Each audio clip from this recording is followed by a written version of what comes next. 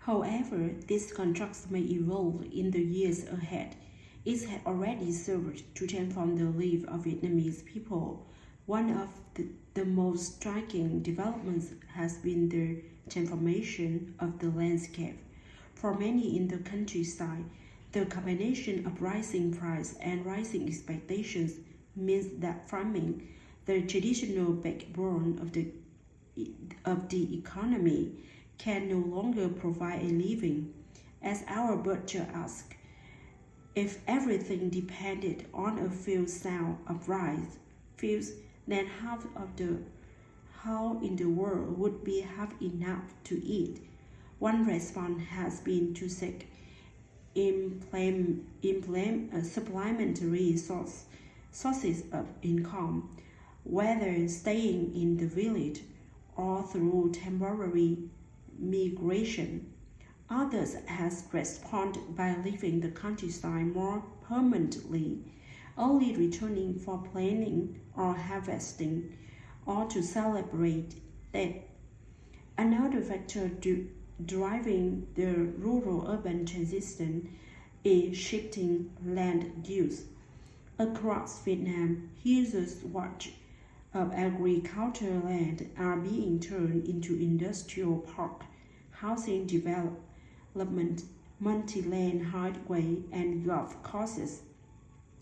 With overkill processes of land appropriation and allocation often sparking protests and other forms of struggle. Looking around her at the village ever-shrinking field, our rice farmers wonder where Vietnamese will get their rice from when all the farmland is gone. Whether or not her imagined future becomes a reality, it's impossible to deny that for more and more Vietnamese, the landscape has become a cityscape where rural rhythms are replaced by an urban cacophony. Vietnam's urban population is growing by approximately 1 million people annually, with the populations of the two larger centers, Ho Chi Minh City and Hanoi, it over 7 million. For many, the city means new opportunities for employment, education, entertainment, and consumption. Our young multi-level marketer, for example, see the city is a bright and shining place of almost limitless potential. Yet for others like our scale lady, the city is a tiny space, is a rooming house, and lonely day spent walking a maze of cold, lighting street. As she said, I'm alone all the time. I walk the streets alone. I wait for customer alone. Customer come, pay money, and leave without talking to me. It's a sad job, but what else is there to do? As the previous paragraph suggests, migration, whether temporary or permanent, from the countryside to the city, or even from Vietnam to abroad, is driven by a complex interaction of pull and push, but almost inevitably, decision to leave the quê nhà, home place, a deeply affective concept in Vietnamese involving notion of place, ancestor, history, and identity, are motivated in large part by a sense of obligation to family. Parents move in search by better school for their children and the money to pay for university tuition. Children move for better jobs and the means to provide for their parents in old age. These webs of obligation are incredibly strong, expressed linguistically in such concepts as on death and heal. filial piety, and financially in the sum flowing across space and generation, both within Vietnam and across its borders. At the level of the individual, it can take the form of the $50 a shoe signer in the city sent home to his wife 8 months. A greatest, it can take the form of more than $8 billion in remittance to Vietnam from abroad each year. Yet at the base of both figures is family, as our laundromat owner, eking out a living in her new American home, say, "I'm happy and I keep working because I want my family to be okay.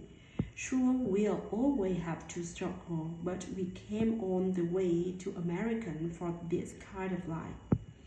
Her sentiment echoes indulgent of the interview that followed. Notion of family and place thus remain central to Vietnamese identity. Nevertheless, it's important to acknowledge the ways in which society and culture are changing under the influence of increasing exposure to a global market in goods and ideas. Cơm bình dân, rise of the common people, restaurants are being supplanted by KFC and Pizza Hut. Local television stations broadcast the latest Korean dramas. Young Vietnamese listen to hip-hop music and practice their breakdance moves. Ho Chi Minh City has its own professional basketball teams. The Saigon Heat, cheered on by their very own Saigon Hot Girl. And while for many of the people we interviewed, the Lunar New Year celebration remained a crucial, important time to reconnect with family, friends, and their quê nhà. For others, it's a time of boredom and lost business revenue. Perhaps nowhere are these changes more apparent than in the realm of marriage, sexuality, and gender. Young urban women particularly are delaying marriage and defying the convention to marry by their late 20s. For those men and women who do marry, divorce is increasingly common, with divorce rates rising 50% in just 5 years after 2005. Similarly, premarital sex, previously taboo is increasingly common. As our hotel receptionist say of his many teenage clients, it seems like they were already pretty used to go to a hotel, and as his comment implied, the meaning of sex is changing. Our adult salesperson may have never seen a condom before she began working, but now she and her customer are well acquainted with the latest toys, appliances, and other apps their parents probably never dreamed existed. The increasing pervasiveness of market relations has had powerful effect on gender and gender role. Our homemaker feel an obvious need to defend her decision to forego work outside the home, and interview ranging from a factory line worker to a highly paid executive point to the active role millions of Vietnamese women play in this new economy. This economy makes heavier demand on some women than on others, however. fragmentary glimpses of Vietnam's perversized sex industry, ranging from women selling flowers on the street to cắt tóc ôm, hot hair salon, to exclusive karaoke bar, appear in many of our interviews. Taken together, these glimpses provide a particularly clear sample of the way women can be commodified. The girls in the karaoke bar, after all, are known not by their name but by their number. Yet the story is more complex than simple commodification, explaining why her job entails more than looking pretty. Our young PG promotion girl point without appearance ironies to the physical demand of working long shift in an air-conditioned environment, standing in stiletto heel and a tiny skirt. But for her, this objectification is voluntary, temporary, and limited. She sees being a PG as part of her education, along with her university degree, providing the skill, confidence, and connection she'll need for an eventual career in management. While the new flexible market-oriented economy may have brought with it new form of commodification and served to erode the kind of formal gender equality that characterized pre-đổi mới Việt Nam. For many women, the last decades have also brought mobility, opportunity, and economic independence. The last decade has, however, also brought change for Vietnam's LGBT community. The manager of a long-standing gay bar in Hanoi described how the mix of customers has changed over the years. Originally made up almost entirely from foreigners, her customers today are predominantly Vietnamese. Straying herself, she talked to her many gay friends and described her customer as being like family. Yet when asked how she could feel if her child were homosexual, she paused for replying, "Nobody wants their child to be that way." Nevertheless, with legislation recognized same-sex marriage set to be debated to the National Assembly in 2014, it's clear that gender norms, like so many other aspects of economy, society, and culture in Vietnam today, are changing rapidly. The interplay of change in continually is thus one of two important threads linking the story that follow. The second one that emerged from our interviews is the experience and the meaning of work.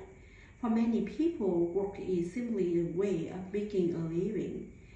As our motorbike mechanic explained, when he first started as an apprentice, he loved his work. Now, though, he loves the money more. Perhaps the most telling account in the collection belonged to a young bank employee. Despite excellent working conditions and a high salary, she lamented the systematization and grinding monotony of her job and regret to lose her career-free youth on at the age of 24. Many and stated she had learned is no warranty of happiness. Nevertheless, she stayed trapped by the combination of high salary and social pressure. Yet for many others, work has a deeper meaning. Reading their story is hard not to be struck by the satisfaction that people derive from knowing their labor is going to provide for her loved ones.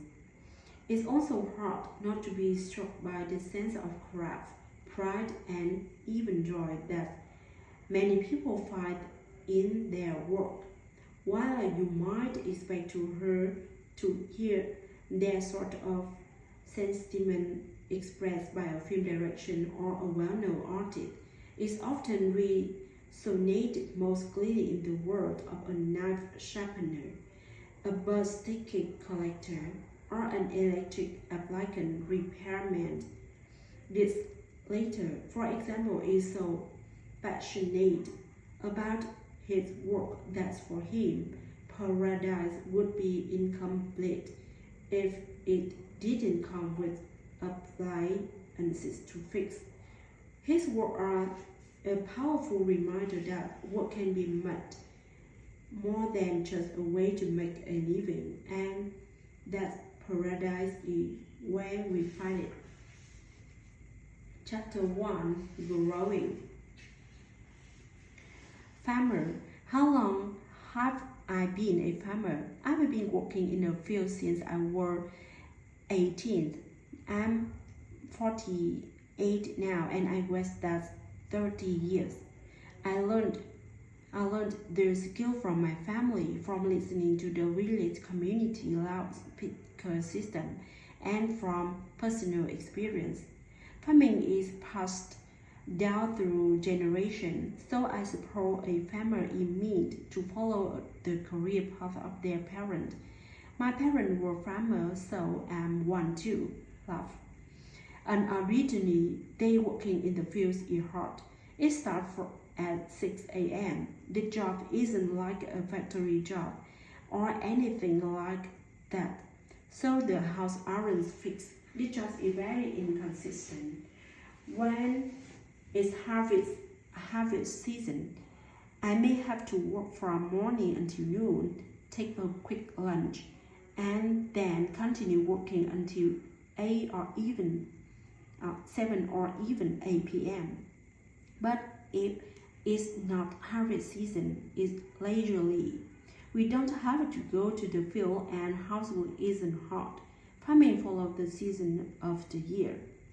These days, farmers have to know how to combine different jobs.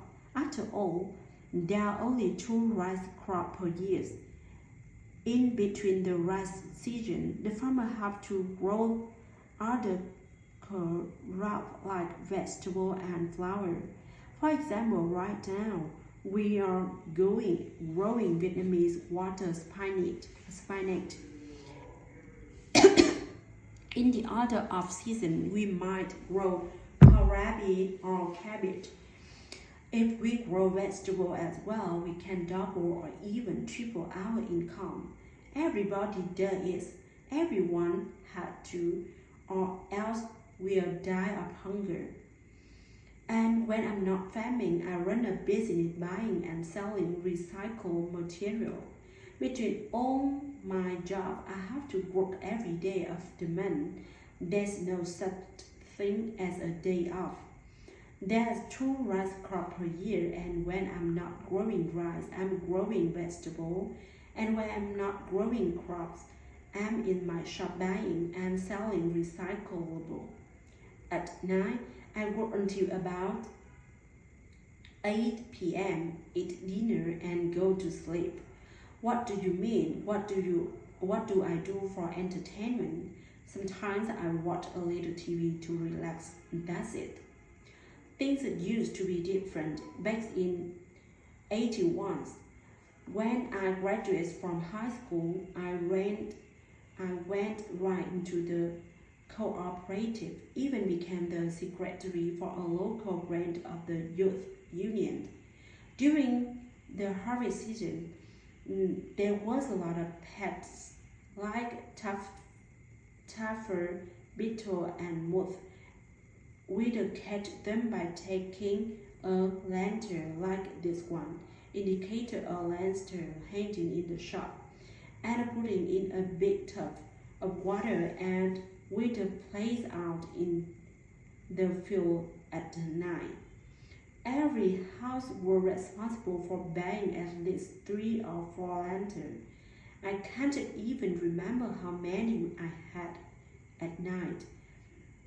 There would be so many of this month, and when they saw a lantern, they could flutter around and around the light until they got exhausted and fell into the tub of water below. Then we'd collect them and bring them to the cooperative office. That's how we did it back before we had the modern method we use today. She used the terms scientific, the references into pesticides and herbicides. It was lots of fun, and young people like me were called upon to play a leading role. Every household, husband, wife, and kid would all go out and catch moth.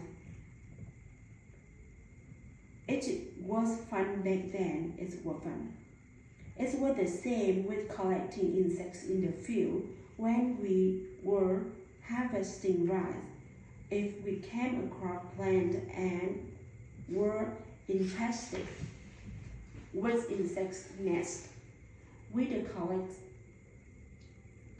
those too. We 2,000 or maybe it were 20 nests, I can't even remember.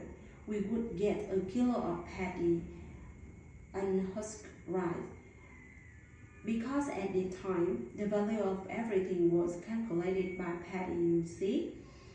Then at the end of the year, the manager would calculate how much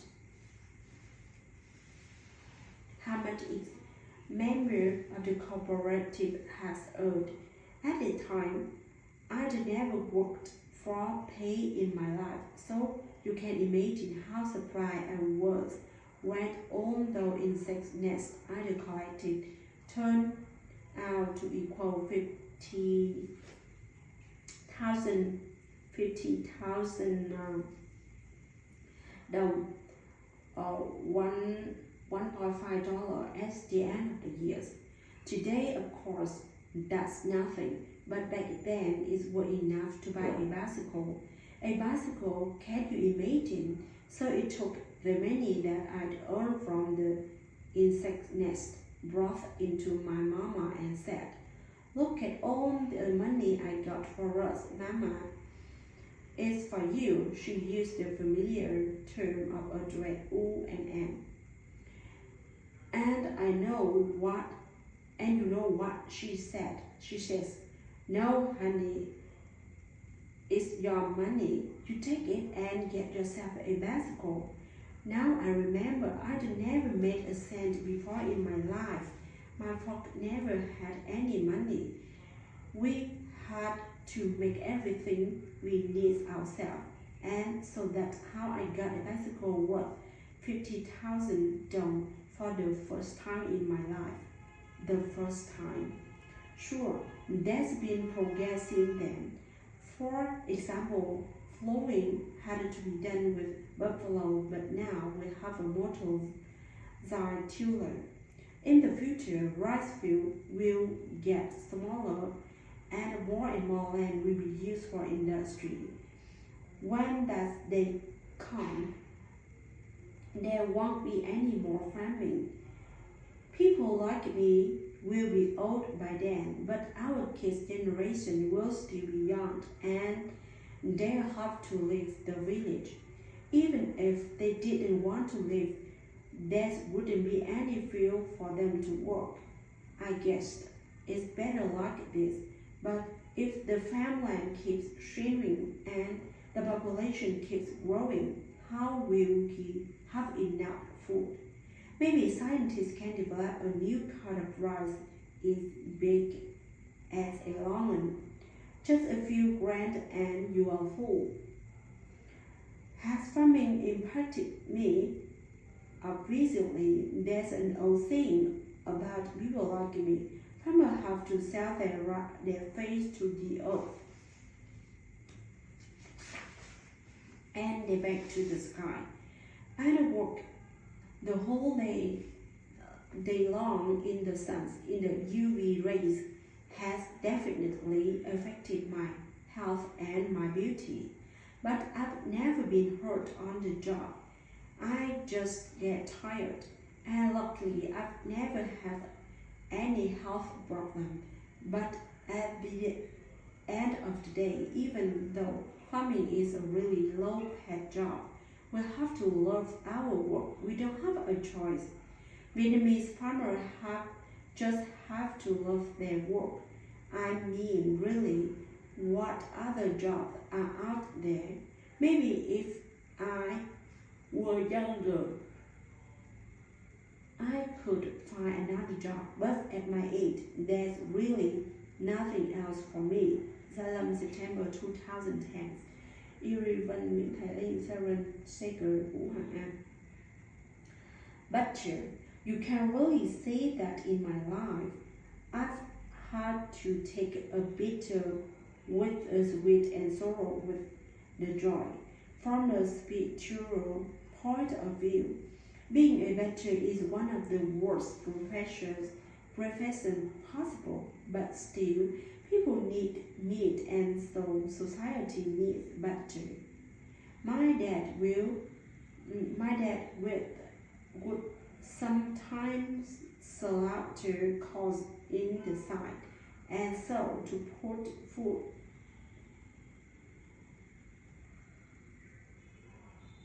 on our table and clothes on your back.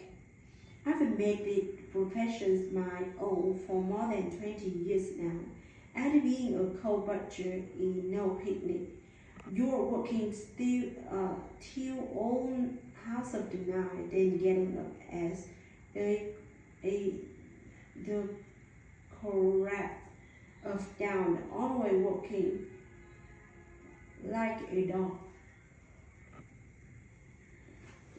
Like most folk in the village, I'm just a simple hard-working farmer, but the money we make from farming a few sow. In northern Vietnam, one sow is to 360 quarter meter. A rice field just isn't enough to live on, so at a certain point, I decided to follow in the footsteps of my dad and my grandfather before him. Yesterday back, I decided to follow in the footsteps of my dad and my grandfather before him. Years back, when I was still a kid, my dad sometimes slaughtered the cow just like I do today.